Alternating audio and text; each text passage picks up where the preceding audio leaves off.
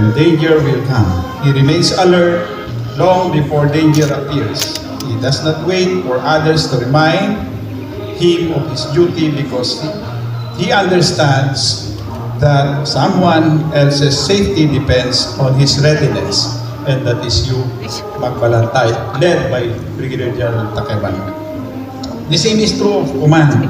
When an officer accepts command, he accepts a responsibility that cannot be measured by only with his rank. The moment he receives the brigade colors, he becomes accountable for everything the brigade represents. He inherits every success the unit has worked hard to achieve, every unfinished task, every difficult problem, every expectation of higher headquarters, every concern of the communities within the brigade's area of responsibility, and every hope carried by soldiers standing before him. Brigadier General Bernardo Takeban, Philippine Army. From this day forward, you stand watch over this brigade.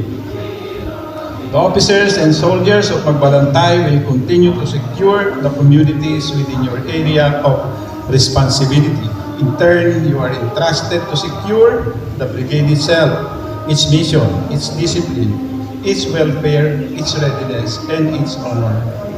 That is the responsibility that comes with the brigade colors you receive today.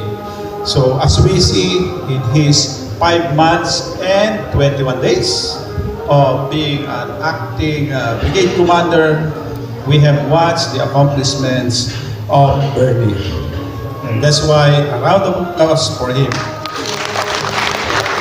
And now I'm expecting more and more and more for the betterment of the community under your watch, under your responsibility to maintain the peace and the development that people needed in this area, which is being the ultimate objective of our government. And to sum it all, that is the well-being of the people under your responsibility. I have known you as a professional officer who allows his word to speak louder than his words.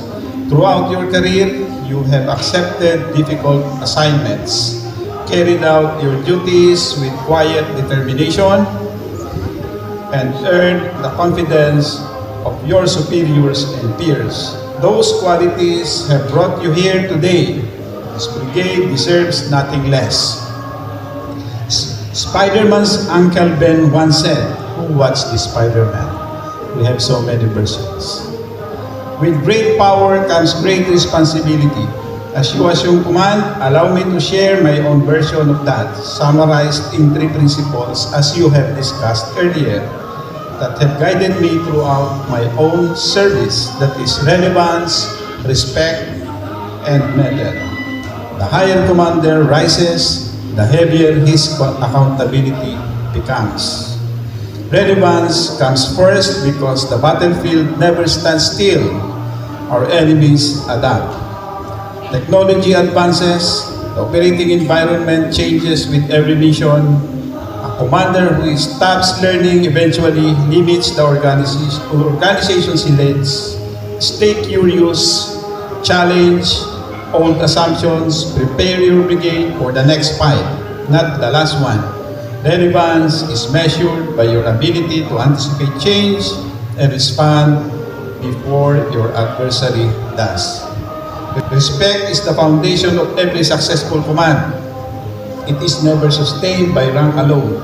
It is earned through fairness, consistency, humility, and accountability. Your soldiers owe you discipline and obedience because that is the profession they choose. In return, they deserve a commander who listens, leads by example, enforces standards without favoritism, and genuinely cares for their welfare.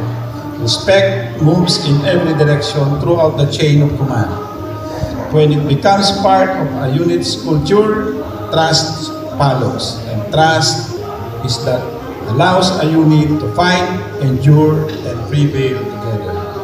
Method is revealed when leadership is tested. It is resilience when plans fall apart. Moral strength when the right decision is the hardest one to make. And steadfastness when others begin to doubt. Every commander will face moments when resources are limited. Time is short and the pressure is immense. During those moments, your soldiers will look to you for confidence and direction. They will draw strength from your example, lead with courage, stand by your decisions, accept responsibility for your command that is meted. The character to remain firm, composed, and faithful to your duty when it matters most. If these principles guide your command, this brigade will continue to earn the trust of higher headquarters and the confidence of the communities it protects. To the officers and enlisted personnel of the Magbalantay Brigade, your new commander cannot accomplish the mission alone. Support him with professionalism, speak honestly, carry out your duties with discipline, protect the reputation that generations of Magbalantay soldiers have built through years of dedicated service. Continue to live up to the name you proudly wear, stand, watch, remain vigilant, protect the people. As armored soldiers, we take pride in our mobility, protection, and firepower. These capabilities make us formidable force, but they will never replace disciplined leadership. Well-trained soldiers and sound judgment, equipment gives us capability. Character gives us credibility. Again, congratulations, Brigadier General Bernie Tacayban. Congratulations to the men and women of the 2nd Mechanized Infantry Magbalantay Brigade. Magandang hapon at may God bless us all.